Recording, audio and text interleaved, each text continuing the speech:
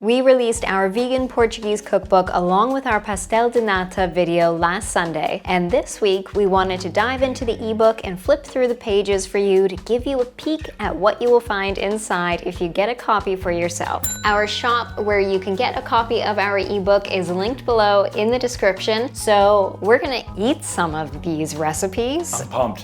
Oh, you're gonna dive in to the Bifana. Look at that Bifana. Oh my. So good. That is a sandwich. Maybe I'll take a bite now too. I'm really proud of myself. It looks like a Bifana. That's tasty. That was real tasty. Should I just talk about Bifanas now? Even though we've just Sure. like jumped ahead. I was pretty hungry.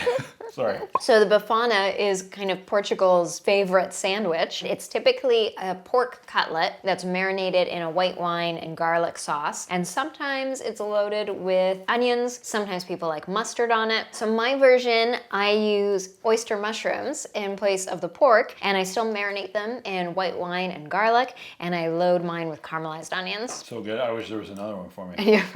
Well, I probably won't eat all of this because there's some other things to try. Your dad had a Bifana at Steve's in Mustache, where your Oh, yeah, we have some grandparents have their pictures of house. And Steve's is a little restaurant right on the ocean. And people would line up for Bifanas. I'm speechless. And we're only on the first recipe. If you're wondering why we created a vegan Portuguese cookbook, we currently live on Vancouver Island, but all four of my grandparents are from São Miguel, which is an island in the Portuguese Azores. I grew up mostly eating Portuguese food, and then when we switched to a plant-based diet, all of that food went out the window. Once I started learning how to cook plant-based more, then I realized that I can make versions of the food that I grew up eating that just happens to be plant-based. It's been fun to share them all with you, and because a lot of these you didn't have the real versions of them. No. Some things you did before we went plant-based. The octopus. Oh, yeah. But before I met you, I never had any vegan Portuguese food. No, you didn't even really know where the Azores were. I thought it was in like Brazil. Well, you said you're from the That's islands. fair. I was like, Portugal Islands, what? But they are, like, to be fair, on a map there. They're teensy tiny, and they're pretty far out into the water. But it's a really cool place to be from, especially to have all of my grandparents be from the same island, a few towns over from each other. In the ebook, we have a lot of our photography and little stories about my grandparents and these recipes. So it's a really cool little family passion project of mine. The island's beautiful. So we visited my grandparents at their house in São Miguel in 2022. You've been multiple times. Yeah, as we that was did. your first time there. My first time there. It's very island in the sense that like there'll be a cliff and not much to stop you from going over the edge of it. That's how you roll. You just learn to drive there. And people drive really fast, including your grandfather. Yeah, he kept yelling at me to pass people on these little like windy roads around the volcano, and he would say like, beat them, beat that guy. And I was like, ah, boo. Nothing quite as tension-packed like driving in a different country. With a Portuguese guy yelling at you in the back. So the first couple things in the book, I start with some fundamentals. Can I eat this? Like, Go for it. Do you want some pimenta? Because that's what I'm talking about right now. wow, I didn't even plan on that. But yeah, sure, all right. Pimenta is, you want more? You're still holding it. I guess I'm done. Yeah. Well, it's like a little salty and spicy, so it's a crushed red pepper seasoning. This pimenta is used to season most Portuguese food, and it's also used as a dipping sauce or to put on queijo fresco, which we'll get to in a bit. Good. So good. Like a nice little salty paste. So this is a fermented red pepper seasoning. You might be able to find pimenta in your local grocery store. When we lived in Toronto, I had no trouble finding it, but on Vancouver Island, I can't find it anywhere. So it forced me to make it, which was good, because now it is in our fundamentals section. Portuguese people didn't make it this far west. Apparently not. You would think surrounded by the ocean, this would be a popular place. And I know that they're here, because I've run into other Portuguese people. So maybe we need to get a little Portuguese market on the island. Leave a comment down below if you're on Vancouver Island and you're Portuguese. We'll start a club. And fundamental number 2 is my recipe for Papo Secos. Which I just downed. Yeah. Bread, like how can you go wrong with bread? And the Portuguese like their bread. It's pretty much a given with every meal. When we went to visit your family in 2022, your cousin Gabe, I've never seen anybody put bread down on a table so fast. I would put the last piece of bread in my mouth and I'd have another full slice in my hand before I swallowed the last piece. They also don't use any bread baskets, which was cool, but they'd just be like walking around the table just throwing bread on the table. He would come out of that storage room off the kitchen like Santa Claus, just like whip out a sack of popsicles and it was just like bread, and it would seem like an unlimited amount. Yeah. Not to mention everybody had popsicles tied to their doors in the morning. In the morning, yeah, the baker would go around and deliver everybody's bread order. That's pretty cool to see. How does that guy get paid? Who knows? Island time. I usually call these popsicles, but papu secos is the proper thing, so we always call them popsicles. I think it's just the island pronunciation Slang. again, popsic, instead of saying the full word, papu seco. I'll try for this video to get my Portuguese as clear as possible. I'm learning, I'm doing Duolingo. Oh yeah, I have like a tip in this recipe for how to get the crust really nice and crispy and keep the inside really soft and airy. These ones I made yesterday, so they've lost a little bit of their crispiness, but they're still really good. You referenced the sacks of popsicles. My popsicle recipe makes 6. So one way that my recipes differ in this ebook from the traditional, other than being plant-based, is in quantity. So everything is a more kind of manageable quantity of 8 pastel de nata and 6 popsicles instead of like 37 natas and 42 popsicles. So you can double and triple and quadruple the recipes as much as you like, but if you just want to taste some things, then you won't be making 36 of everything. Your grandmother told me when we were talking to her about the Rissóis recipe, she claims she's made millions. She probably has. Millions in her lifetime. The catering company, but still. My paternal grandparents had a catering company when they moved to Canada and catered Portuguese weddings. So these rissóis were always an appetizer, and I probably had like 8 of them like in a night. And there were 5. Yeah. And you delivered bread. I did deliver bread to the tables, and people would pinch my cheeks and speak Portuguese to me. Little cutie. Like breakfast. I am very excited that I was able to recreate a recipe for Queijo Fresco, which translates to fresh cheese. I remember my mom making this cheese when I was a kid. The traditional recipe is quick to make. It's a really just kind of simple, salty cheese that's kind of like a Portuguese cream cheese. I was trying to think of a way to make this plant-based without using rennet, which is an animal-based ingredient that's usually used for cheese. And then one day I was looking at tofu and I realized that it's pretty much the exact same texture and I can just use tofu. So this recipe is so simple. It's just tofu and a few other ingredients. You don't need any specific cheese making ingredients. If you like avocado toast, for instance, like kind of protein toast, then this is amazing. It's just a protein spread. We've even been having it on our like sea crackers. It's just like a hummus alternative. Yeah, you could have it like that. You could do this on like a nice piece of sourdough and build it up with some other ingredients and sprouts and stuff and have something all fancy. Okay, next in the breakfast category are bolos leves, and these were one of my favorites when I was a kid. They're like an English muffin, but a sweet version. I love them. They're so good. You cook bolos leves on a frying pan, so that's what gives the bottoms that darker color. They freeze really well, so you can make a big batch and pop them in the freezer and then take them out and warm them up in the toaster. And that's my favorite way to have them, is to just toast them with some butter. So tasty that I also made them into a Portuguese breakfast sandwich. You'll also find that bolos are used sometimes for a sandwich or a burger bun. We had burgers. We had burgers.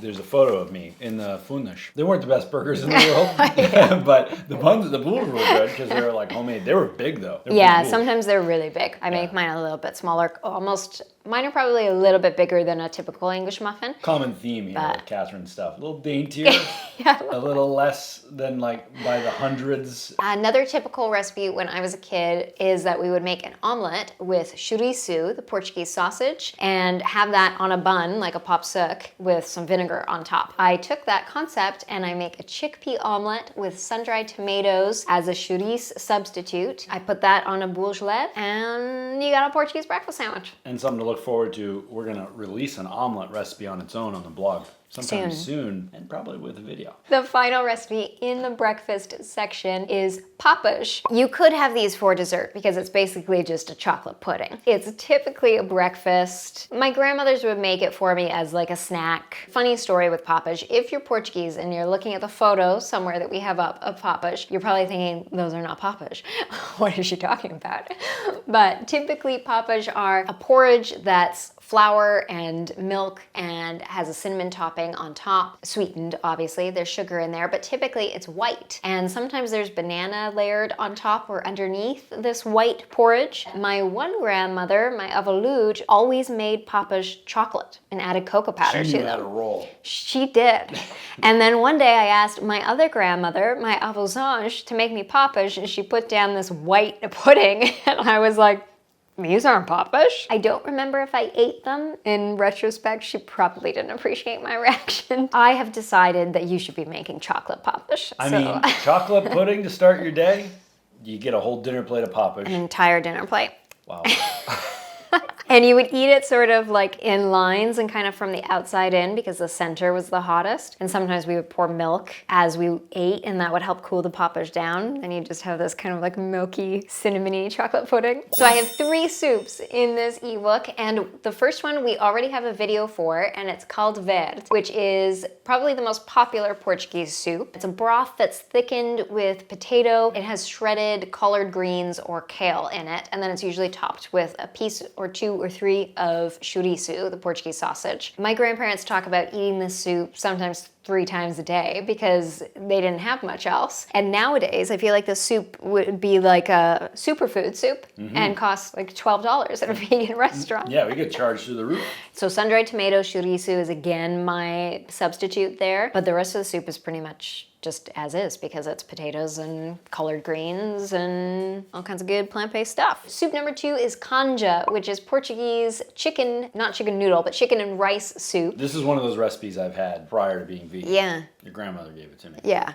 It was pretty much the first course at every family gathering. I use shredded tofu instead of chicken, and it works really well. It's just a simple, comforting soup. Sometimes it's really lemony. I don't really remember my grandmother's being that lemony, so I just do like a hint of lemon. And the third soup is sopa de feijão, which is bean soup, and there are so many versions of Portuguese bean soups, but I modeled this one over the ingredients that first come to mind when I think of the soup that I find my grandparents eating when I visit them for lunch. It's got potatoes, it's got pasta, it's got kale, it's got veggies. Yeah. You've had versions of... Your grandmother made it for me in her nightgown when we were in Portugal. Oh, yeah. I was just sitting in the kitchen. She's like, you want soup? And I was like, I'm good. She's like, you're getting some soup. There's pretty much always a pot of soup on the stove. Yeah. So I think she just But warms them up even in the at middle home of in the day. Canada. Yeah, always. You go over there making soup. I think they have soup every day for lunch. They sort of, I think they have food at the ready. Always. It's a Portuguese household. What is he talking about? You never know who could come through the door. You gotta have a full meal for them. And them. you always leave with food, too. Yes. Like, sometimes, like, 4 zucchinis. You just, like, your grandfather goes into this room. I've never been in that room where he pulls all that stuff out of. We should go in there. I think there's a magical stock of A sack full of those. Yeah. And they've got their garden, and they got lots of people to feed. Yeah, the garden's great. They still grow couve for the Caldo. Yeah. In Canada. So very good. So the Portuguese kale, collard greens, that's traditionally in all these soups and in Caldo Verde is called couve. It's Portuguese cabbage, but I find that it's much more close to collard greens than it is to cabbage, so that's why I use that. So the sandwich in this book, which we sort of already covered, all good sandwiches are messy. When I watched, your dad had it like on his knuckles when we were in Portugal. I think that's just how you're supposed to eat it. I think it's similar to like our eggplant parm. A good sandwich is a messy sandwich. Like if you're not rolling up your sleeves, putting your hair up in a ponytail, that sandwich Then what are isn't you worth doing? it. Yeah. Appetizers, you made both of them. Cremus, which is lupini beans or lupin beans. If you love snacking on edamame, for instance, then you will love snacking on these. You can buy them jarred. You'll probably be able to find it at your local grocery store. Again, in Toronto, I had no problem finding them. Here, I can only find them canned. And if you can find a Portuguese brand that's jarred, then I suggest that over the canned. They're a little bit tastier. Or if you have a Portuguese market near you, you can buy like a whole bucket of them. And you should, because they're delicious. And great little protein pickup. And when you buy them, you can eat them straight from the jar. What I've done to make them an appetizer for you is just jazz them up a bit with some extra seasonings, but you can just eat them straight from the jar. Our second appetizer, rissóis. Who doesn't like a deep fried dumpling turnover patty? Sort of like a pierogi. Yeah, so rissóis means patty. These are typically filled with shrimp or pork, but I only ever remember having shrimp ones, I'm pretty sure. I have filled these with hearts of palm is my shrimp substitute. I do have instructions for both deep frying these and baking them. So if you prefer the less oily version, then bake them and they work really well. And I also have instructions on how to freeze these. So you can make a Portuguese size batch and then freeze them. And these are so good. This is good. This is great. Feels like I'm eating a really good like party app. And the next section is side dishes. And again, I have two side dishes. One is Arroz de Tomate, which is tomato rice, and fava beans. Tomato rice, the fava beans I have here, but the tomato rice is just an awesome side dish that you can pair with so many different main dishes. I feel like flavored rice side dishes are always good to have in your arsenal, depending on what else you're making. Why not flavor the rice a bit more? You could also make this tomato rice for like burrito bowls or like in your burritos, because why not get more flavor into your rice? I always feel like I never know what to do with tomatoes. You know, put them on a sandwich, dice them up, put them in a salad. Yeah, I don't like the taste of raw tomatoes very much, so I prefer this tomato rice. Yeah, if you've got tomatoes growing in your backyard, make some tomato rice. Favas. We had these in Portugal. Yeah. I ate a lot of these because they're beans. And there was a and they're lot vegan. of them. And again, I feel like fava beans or faba beans, another bean that's not very typical in North America. I never see fava beans anywhere, but they're very popular in Portuguese cuisine. For this recipe, I've used extra large favas, and there's Brian. There are green or brown favas, and like the Sopa de Feijão, there's so many variations of preparations for fava beans in Portugal. This one, I have used brown favas. Typically, this version would be flavored with chouriço. So again, I've used sun-dried tomatoes and a wine sauce, and there's sauce in here that you can dip your bread into. I always loved these as a kid because they're like soft and delicious. These are an awesome side dish to have if you're making something like my Bifana, which doesn't have a dominant protein source. Make some favas on the side, and now you have a full, nicely rounded meal. Yeah, these are good. And again, you can take the skins off as you're eating them. Some people do, but bring on the fiber. We're fine with it. Main dishes. The first one we have a YouTube video for. It's Bacalhau, which is salted codfish. Salt cod is, I think it's Portugal's national dish. There's probably hundreds of Bacalhau recipes that vary per region of Portugal. So this one I broadly called Bacalhau, and it's the version that I most often remember my parents and grandparents making. It's layers of tomato and onion and potato, red pepper, and for the codfish, I again use hearts of palm. And then it's topped with breadcrumbs and olives, and there's some sauce to dip your popsicks in. I guess that's why everybody's got sacks of bread. Basically, every meal you gotta soak up with bread. They like their sauce. And then exclusive to the ebook, I have another bacalhau recipe, and this one is bacalhau com natas, which means with cream. The traditional is the super creamy potato cod casserole that's made with heavy cream and a bechamel sauce. My cousins treated us to this when we were in Portugal. We didn't have this version because it wasn't vegan, but my Scottish brother-in-law, this is his favorite Portuguese meal, and I think you really like that version too. I didn't eat it. The one I make. Oh, yeah. It tastes like a creamy casserole. Yeah. So in my version, I make a tofu cream, so there's a protein in there, and then I make a bechamel with a dairy-free bechamel with coconut milk, and it's really rich. That bacalhau com nata recipe in the book could be a sleeper for best recipe in the book. So the third main dish is Ervilhas Guisadas, which is stewed peas. This was a weekly meal for us. It would be stewed peas with potato and chorizo and chicken. In this version, I've kept all of the veggie elements. I've replaced the chorizo with kidney beans, which isn't quite the same, but it's still a pop of red color and a protein source in there. I've replaced the chicken with roasted cauliflower, and it's just a really nice, simple stew. And then I have notes in the recipe that you can swap the potatoes for carrots if you like, which is also typical, or the peas for green beans. Sometimes eggs are cracked into this dish. Yeah, but I don't remember having that as often. But speaking of eggs, the next recipe typically has sliced hard-boiled eggs on top, and that's this one. And I found a great substitute for the hard-boiled egg, and it's ackee. This cod and potato casserole is again traditionally made with codfish, but my family always made it with canned tuna. It seems like using tuna is pretty typical in a lot of North American Portuguese families. This is just a big casserole of potato and chickpeas. We would, like the first time you make it, it's a little warm because the potatoes are probably just cooked, but we would always just have it like a cold potato salad afterwards. There's just vinegar and olive oil and salt and pepper on it. It's a really simple potato salad casserole. This one is also one of my favorites in the book. And it tastes like potato salad. My fish substitute in here, again, is hearts of palm, but ackee is a fruit that, when cooked, tastes like eggs. And a really cool thing is that ackee and saltfish is Jamaica's national dish, saltfish being cod. So I think it's super cool to use ackee as a plant-based option in this Portuguese cod dish. The whole world's connected. You have bifanas? This would be a good little side. Yeah, we always ate this as a main dish, but you could definitely make this as a side dish. And again, because there's chickpeas, you get protein in there. We gotta shoot more videos like this. So next is the Azorean octopus stew. It's pretty cool that I was able to veganize this one because this is what we ate at all of our special holiday meals. Yeah, Christmas Day. Yeah, I'm very glad to keep the octopus in the ocean. For this one, I use oyster mushrooms, and the thick stems of the oyster mushrooms replicate the pieces of octopus really well. And it's a wine-based stew, really kind of rich red wine sauce, and there's potatoes in there that get stained red from the wine, and I've added kidney beans in for some protein. Again, that part's not traditional, but I think that they hide in there. I would say it's a showstopper dish. It's beautiful. And it smells so aromatic and feels like a restaurant. And there is, of course, sauce to dip your popsicks in with this Azorean octopus You should too. probably make more than the 6. Then probably, yeah. Because you'll need it with every recipe. So there's one more main dish. What's the other main dish? Cozido. Oh, yeah. If you haven't seen it yet, check out our video where we make cozido in Portugal with Caroline Sprod from Solar Branco, which is an eco resort in São Miguel. And she has an experience where you can have a vegan cozido.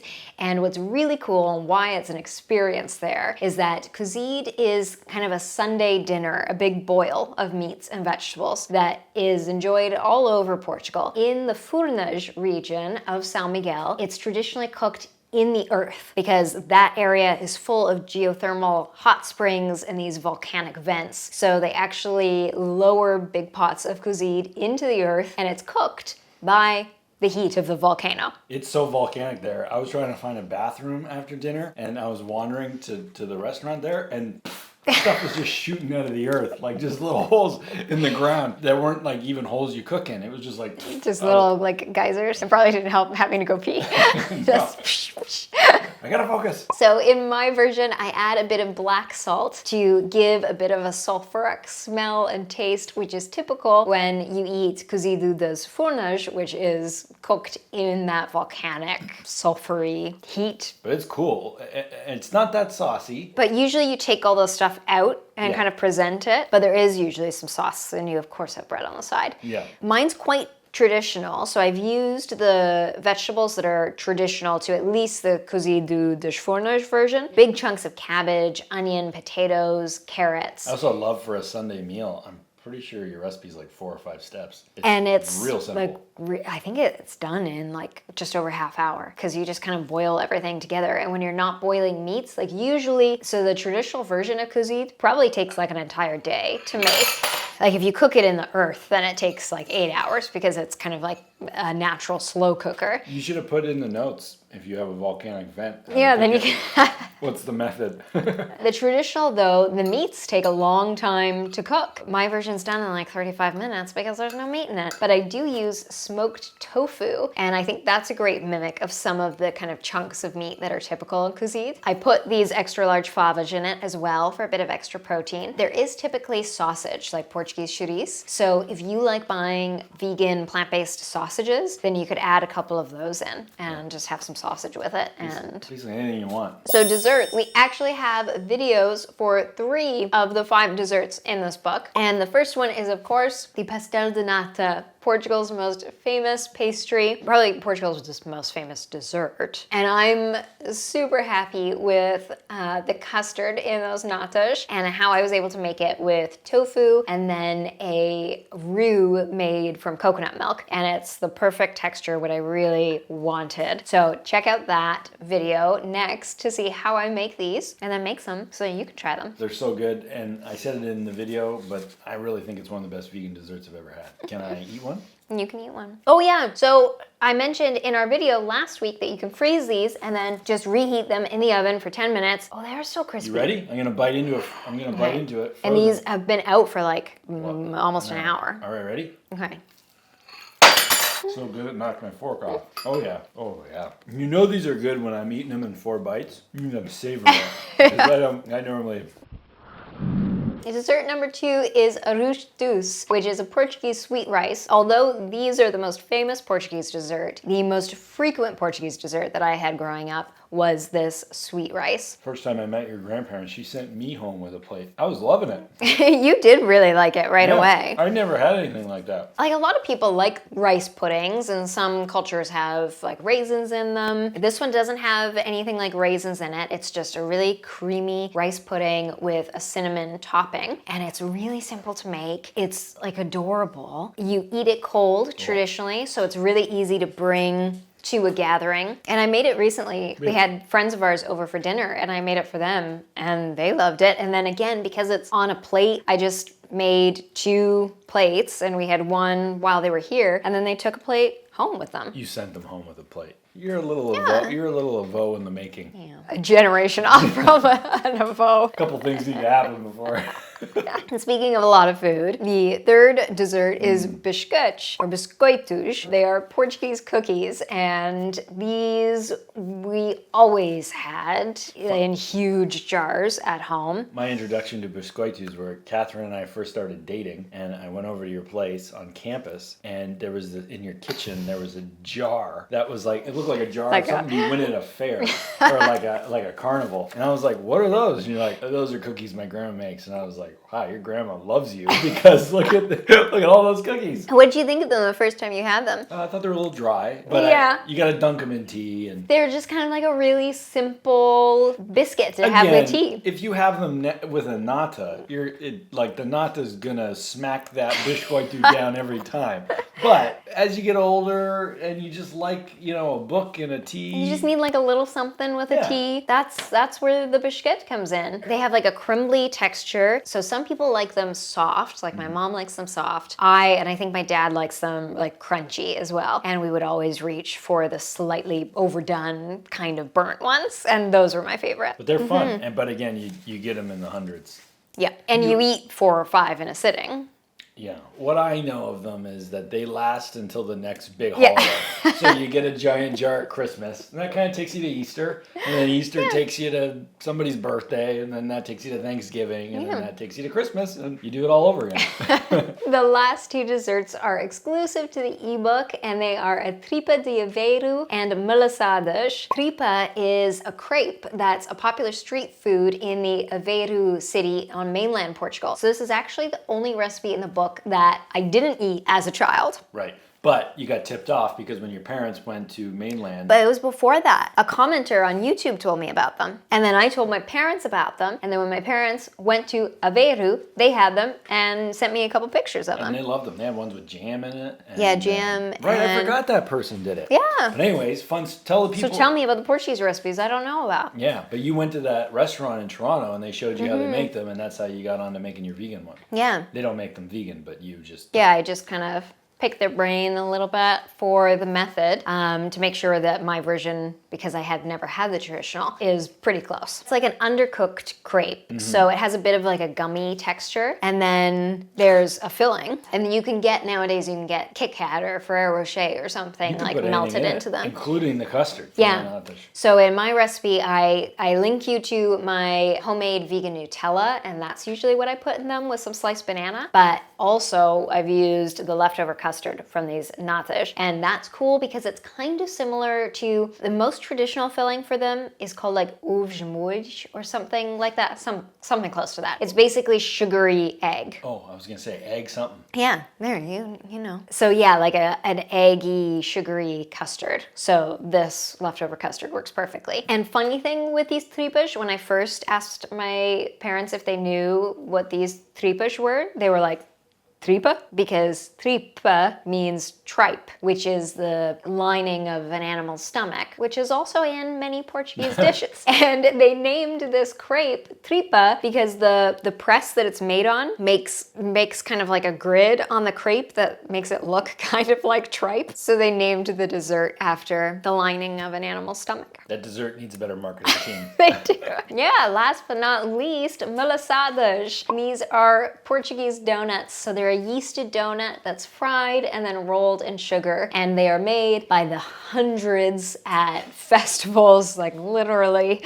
The whole village of Mustache, when we were there, it smelled like those. Yeah. And everybody had one. Like there's enough to feed the entire village. Yeah. And everybody from the other villages that comes for that festival. And You could festa hop. Milasadas probably half the year. yeah. And if you are familiar with beaver tails, Canadian beaver tails, that's what milasadas are really similar to that. Another one too is elephant ears. I don't know why Yeah. that's terrible. Same name. like with beaver tails. I Yeah, think they're the same. Food you would eat at a fair or a carnival Yeah. or something like that. And I used to have like a note in the ebook where I was like, you can make them, because I make them kind of the size of a typical American donut. But in the book, I said that they're often the size of your face. Before we released the book, I FaceTimed with my parents and they were both laughing about it. And they were like, no, you couldn't mean that. Well, we FaceTimed with your grandparents for Easter and they made them and your grandfather came on FaceTime and his face was covered by the size of his milasada. They could sometimes be quite big, maybe not the size of your face. That was a little bit of an exaggeration. So make them as big as you want. You might have to double my recipe. With my recipe, you'll get American-sized kind of donut or fritter. I hope you like the fact that I've veganized Portuguese food as closely as I can and can give you a little taste of traditional Portugal. Such a big part of traveling is experiencing the culture of that place, and food is such a huge part of culture. So I'm glad that with this book I've been able to veganize traditional Portuguese food. Like if we travel to Greece, I don't want to eat power bowls and smoothie bowls and hamburgers. I'd rather have moussaka and tomates and Yeah, the grape leaf. yeah. Yeah, those. Yeah, things that tomates. We made those one night. Mm-hmm. Fennec copita. You know, oftentimes when you go vegan, you just give up, you know, all the foods that you love. And a lot of times those foods that you love are directly tied to your heritage or your upbringing. You don't have to now. Yeah. You can have a saucy mess and pimenta fingers and be vegan. Man, that's not coming off. There you go. There's kind of a sneak peek into our vegan Portuguese ebook. Your first ebook. I'm proud of you. It's awesome. You're the best. All these recipes are so good. They're so tasty. Good. And it's fun for me because it's food I've never really eaten. So I feel like I'm like, I just discovered favas and I'm going to eat them, you know. So if all of this looks as tasty to you as it does to us, and if your mouth is watering watching us eat it for this entire video, then click the link below and make our day by buying a copy for yourself. And then let me know what you make. Comment down below on this video and tell me what you try. And leave me a comment if you're vegan and Portuguese and what other recipes you love. And then make sure to hit that subscribe button. Watch our other Portuguese videos. Watch our other non-Portuguese videos because we got a lot of that too. Buy the copy of the book. De terra means from the earth. Have a little taste of Portugal or a big taste of Portugal because it's big on flavor. It's super tasty. I'm super proud of you. And we'll see you next week.